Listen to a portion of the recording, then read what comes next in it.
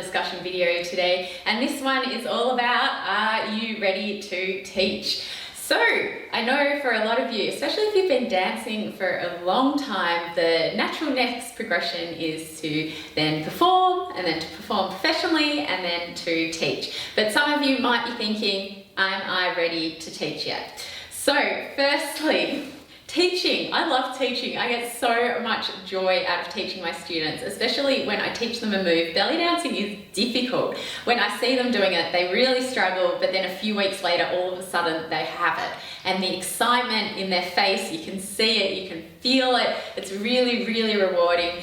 When they then get to the next level as well, the rewards keep going. So if you're a person like me who gets excited by those kind of things, seeing other people develop, then I recommend, yes, definitely teach in the future because you'll really enjoy it. The second thing is that teaching is really good for your own technique because you often have to break things down, and when you're breaking things down you really have to think about how you do it, but also how you're meant to do it.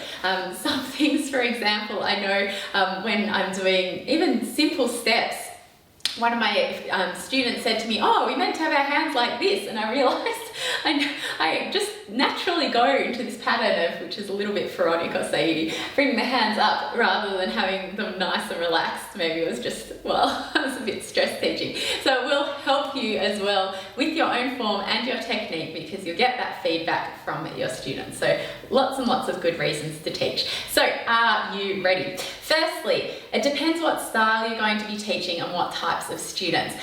When I first started teaching, I did both a very technical class that I did with some students, and then I did another class which was not really technical at all, and it was more for fitness. I much prefer the technical class, but some people love the fitness side of it as well. So if you're doing something where people are coming along more to have fun, to get fit, they don't really care about technique as much, you can just do drills up and down the room, then you don't need as much technique and as much form as you would if you want to really teach people to then become professional dancers themselves. So that's one thing to think about.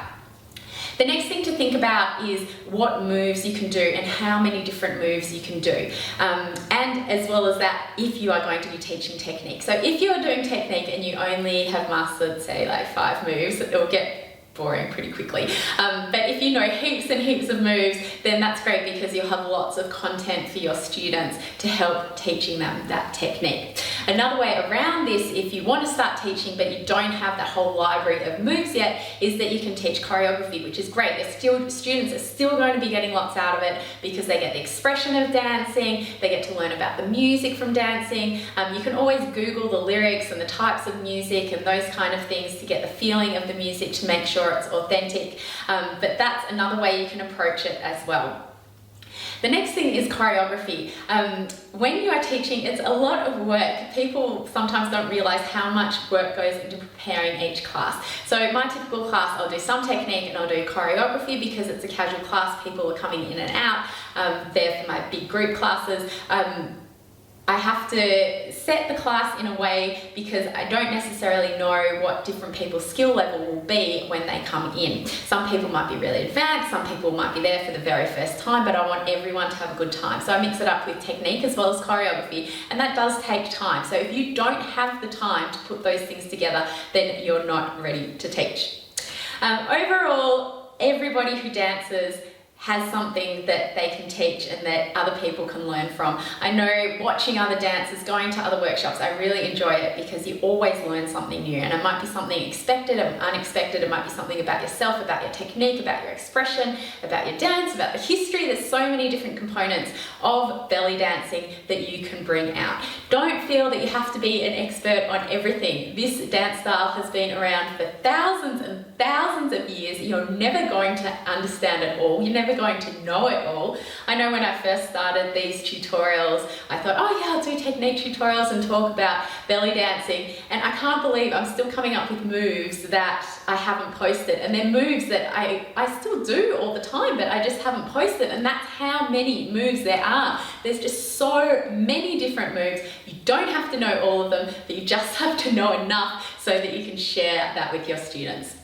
And finally, belly dancing, it is something of joy as well as learning. So if you're happy and you're enjoying doing it and you're passionate about doing it, your students are going to get a lot more out of it as well. So let me know. I know, again, everyone's circumstance is different. So if you feel something in particular that I haven't covered in this video, write down below and I'll get back to your questions as well. And if you are starting to teach for the first time, yay, congratulations, all the best with it. Please let me know how you go, and happy dancing.